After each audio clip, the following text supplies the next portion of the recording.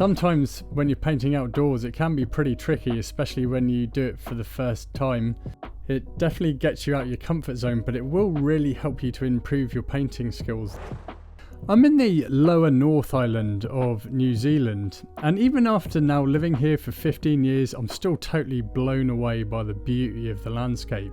I love these rolling green hills, and this is a perfect place for plein air painting. And I also had the opportunity to meet up with my friend Andrew Tischler, who is also painting here with me. So I'm out near Levin in the North Island of New Zealand, and I'm with my friend Andrew Tischler. G'day. And we're looking for somewhere to paint. We've found a couple of potentially good spots. Yeah. Few contenders. Yeah, we're just trying to decide at the moment. I think that is a nice view. Should we just have a quick look down the road and see if there's anything else? Yeah, no worries. Okay, let's jump back in the car. Right, so I think we're going to paint this view here. So Andrew's just moving the car, just bringing it to where we are here, and get all our gear out and set up and start painting. Now that we had chosen our spot to paint, it was time to set up my gear. I'm using an Alla Prima Pochard box easel, and it's mounted on top of a camera tripod. These Alla Prima Pochard boxes are made by a guy called Ben Haggart, and he hand makes them all. If you'd like to get one, I've put a link in the description box below.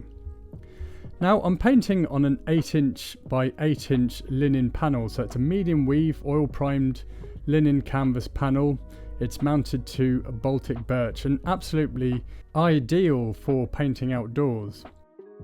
Now one of the things I'm doing first is I'm sketching out my composition using burnt sienna mixed with a little bit of liquid original, and liquid original is the medium I'm using as it helps to thin the paint and speeds up the drying time.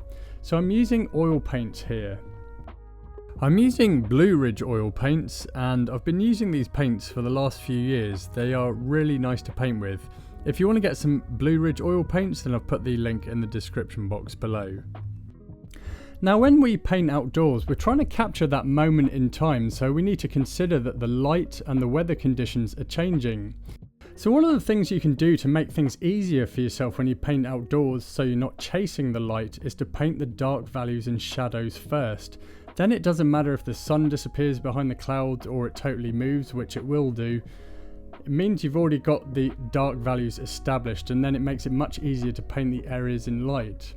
So what I'm doing here is I'm establishing a whole tonal range within my painting, starting off with the darkest darks which are in the foreground, using a mix of ultramarine blue with burnt sienna, a tiny bit of titanium white and alizarin crimson, and then as I work my way back into the landscape, those shadows are getting lighter, so I'm mixing in more titanium white into my paint mix. Now as a general rule in landscape painting, we'll find our darkest darks and our lightest lights in the foreground, but yet as landforms recede, the darks aren't as dark and the lights aren't as light, so you'll see those distant shadows are lighter than the shadows here in the foreground. Now another thing to consider when you're painting distant landforms is the colour often drops out, so it will be much more desaturated or lower in chroma than the colours you're likely to find in the foreground.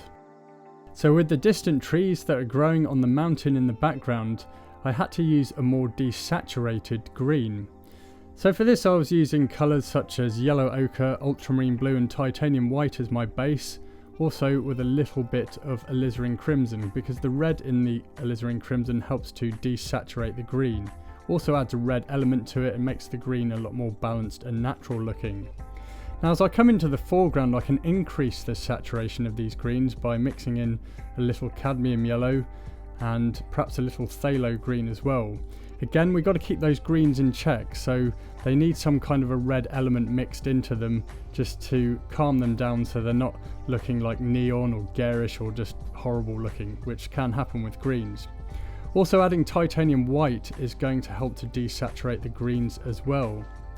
Now there's a kind of another general rule with landscape painting in terms of values. So this was a concept that was illustrated by the artist John Carlson in his book Carlson's Guide to Landscape Painting, where he simplified the landscape into 4 main areas in terms of values. So he said that the arch of the sky was one of the lightest values in the landscape, followed by the ground planes, which are the grass. They're a little bit darker in value. Then you've got the slanting planes of the mountains, which are a lot darker in value, and then the darkest darks in the landscapes are the uprights or the trees. And I've found that this is a really simple concept to remember, and I'm always thinking about this whenever I paint outdoors. It just helps me with the tonal values in the landscape, my lights and darks, and also getting the saturation of my colours correct. Following this concept, I'm making sure that the grass is lighter in value than the trees so that the trees stand out. So this is something that's really important. Now what I'm doing here is I'm starting to paint some of the reflections in the water that's coming from the mountains in the background and the hills there. And I've kind of created this organic mix for water which I use quite often, and it's a mix of yellow ochre with ultramarine blue, a little burnt sienna and titanium white, and you can adjust those colour mixes and it makes some nice kind of like organic low chroma colours that you'd find in nature, like either on the ground or reflections in water. It's a good useful colour mix to use. Now at this point in the painting I've gotten most of the colours down, and then I start working across the painting again, just adding a little bit more detail and texture. So for example, sharpening up some of these shadows that are in the background of this mountain and adding some lighter value colour as well to the trees. So this is going to communicate that part of this mountain has got some sunlight shining on it, and then the rest of it's in cloud shadow. So those shadows in the mountain there are a mix of ultramarine blue with burnt sienna, titanium white and a little alizarin crimson. And this is just such a useful colour combination to use for shadows in general. You can use them for cloud shadows, rock shadows, shadows in distant hills and mountains. Also you can create a near black with ultramarine blue and burnt sienna, because burnt sienna is a dark orange and orange is the complementary opposite to blue on the colour wheel. Now moving on to the pine tree, which is one of the main features of this painting, I'm just now starting to add some darker value colour there to the tree foliage. So it's mostly a mix of yellow ochre with ultramarine blue and a little alizarin crimson, but I've also added in a small amount of phthalo green. That's just going to kick up the saturation a little bit. Don't want to use too much of this colour because it's very pungent and strong, but it's a great colour to use to add some emerald tones to your greens.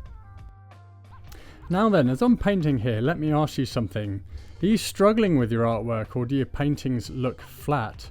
Or perhaps you can't seem to get to that next level where you can get your artwork up to a standard where you could start selling it, for example, or even just making money from your art? Well, let me help you with that. I'm giving away access to some free full landscape painting tutorial videos, absolutely free. Just click the link in the description box below. Now back to the painting, and I'm just adding more textured brush marks to make it look more painterly. The other thing I did was I did start to paint a rock in the foreground in the right side of the painting, but it really wasn't working, so I removed it. So right now I've just been adding more details and textured brush marks to the reflections in the water, just making sure that that all works together, and then I start to paint some reflections from the sky in the water that's in the distance as it starts to curve round to the left. Now whenever I paint outdoors, I'm not really worried about detail at all. I just want to capture the essence and atmosphere of the location that I'm painting and just get down some of those vibrant natural colours and tonal values that are in the landscape. Now you can see here Andrew is in the background of my painting, so why don't we go across to him and see how he's doing with his painting. No, it's looking good, mate. Oh, Sam, I'm having a hard time here, bro. You know, this is difficult. Yeah, man, they're not easy subjects to paint. It's so beneficial though. It is fun being out here, but at the same time, it's like jumping in a boxing ring and going like 10 rounds with a heavyweight. Yeah. And just being up against the ropes and just getting your head pounded in. You know? So Andrew's painting was definitely looking good, and he does have a point. Sometimes when you're painting outdoors it can be pretty tricky, especially when you do it for the first time.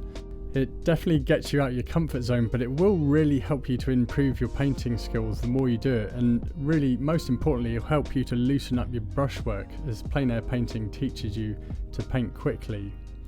So actually, I'm really fond of using these flat brushes whenever I paint outdoors. I use a mix of brittle flat brushes and synthetic flat brushes as well.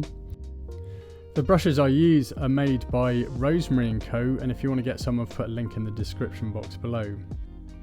Now at this point in the painting, I'm just adding the last little details here, so tidying up the trees and vegetation and just adding a few little textured marks to the banks of the river here. As I said before, I'm really not concerned with detail in this painting at all. I just want to capture the essence and atmosphere of the place that I was in. Now the cool thing about painting outdoors, apart from it being really good for your mind and soul, is you can use these paintings as information or reference for a large artwork that you could create in your studio. And at the time of making this video, I've already got some sketches underway for some composition ideas for a painting. I definitely would like to do a larger painting of this scene, so we'll see how we get on there. All up, this was a fun afternoon painting in a beautiful location and really great to catch up with my friend Andrew Tischler. I hope you enjoyed this video, thanks for watching, and I'll see you in the next one.